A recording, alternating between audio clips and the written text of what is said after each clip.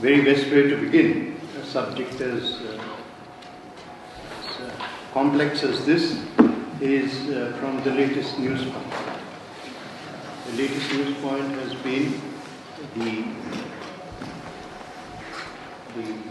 turbulence over a new decision or an act, the Citizenship Amendment Act passed by India's Parliament. There are some wounds in a nation's life which continue to drip long after the event itself. The partition of India 7 decades ago was one such one. One of the difficulties, one of the great difficulties about the partition was what would happen to the minorities of both countries. The two prime ministers first met to discuss this problem. On India's side, Jawaharlal Nehru. On Pakistan's side, Liaquat Ali Khan, as early as in 1950. And reassurances were given that they would do everything to help the minorities in the two sides and resettle and rehabilitate them. Because there was nothing called a complete demographic partition. There was no complete demographic partition for very good reasons. One, it is geographically virtually impossible. We had tremendously mixed populations. And number two, a large number of Indian Muslims, including my family, simply didn't want to go. The assurances were then repeated in 1955 and so on and so forth. But it was the ability of both countries to give citizenship rights to those who sought refuge as a consequence of partition. It was such a right which enabled, for example, our previous Prime Minister, Dr. Manmohan Singh, who had come, a Sikh, who had come from West Punjab, or what is in today's Pakistan, to become an Indian citizen and indeed rise to the position of Prime Minister of India. This spasmodic rights, debate over rights, and the acquisition of citizenship was a continuing process. The present government decided that there should come a time when a cumulative reality which had been built in was converted into a de facto reality, since there were a large number of homes and families and people who had become virtually stateless. This law, therefore, gave rights to those particular people who had crossed the border as a consequence of partition. You must remember that there was never any debate about giving this right. Previous governments had given this right to previous claimants, and indeed, nobody ever thought of this as a controversy. As I said, Dr. Manmohan Singh himself had been one of the politicians. At no point, because of this law, was an Indian Muslim, I repeat, I am an Indian Muslim, ever denied his rights living in India. There was no reduction in his existing rights as a citizen and as an equal citizen. There was a slight difference, not a slight, sorry, a major difference between the experience of minorities in India and minorities in Pakistan, because in India we had a constitution as early as 1950. And the constitution was a secular constitution which gave equality, freedom and equal rights to everybody irrespective of religion. We are all equal in India.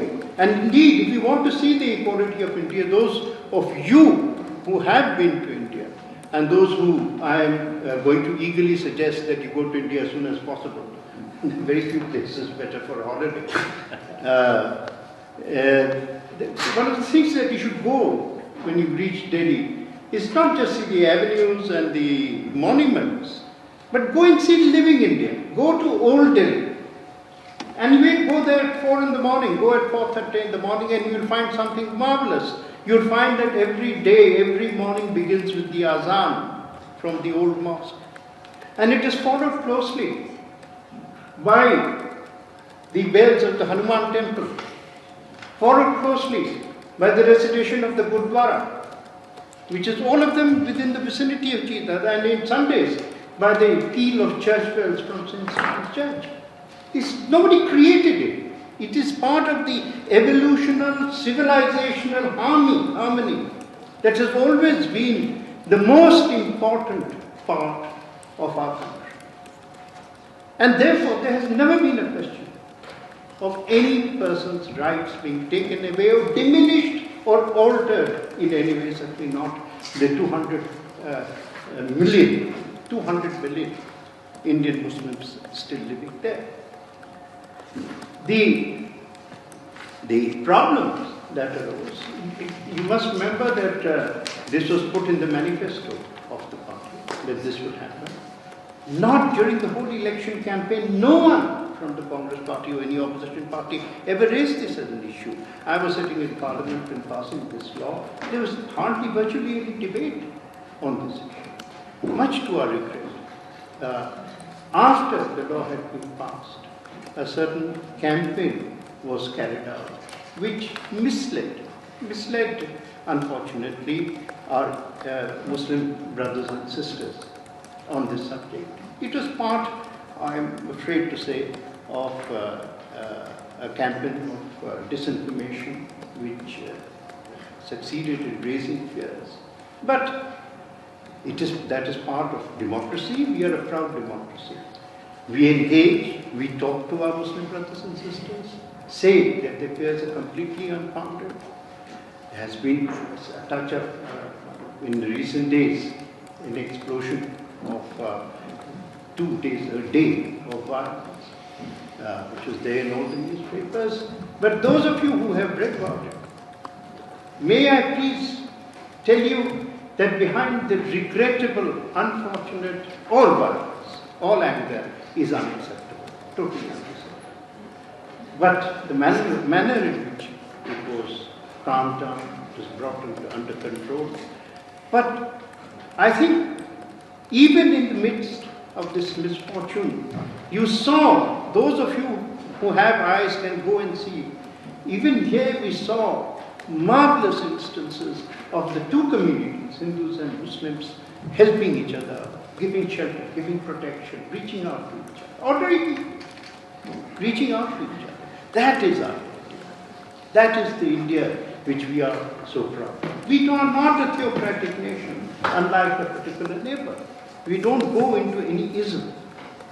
Our only ism is democracy and equality and the fraternity of others. And as Gandhi, Mahatma Gandhi, the father of our nation, so in every respect, we are in the midst of celebrating 150th year of his birth.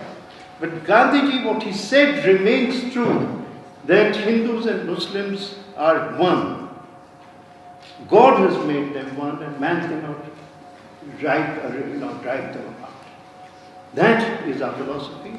That is the truth of our India. And I know that very surreptitiously the chair is slowly moving towards me to telling me that he has certainly had enough of my intervention. I don't know about you, but I'll leave it for the moment at that. Any questions later, we shall take. Thank you.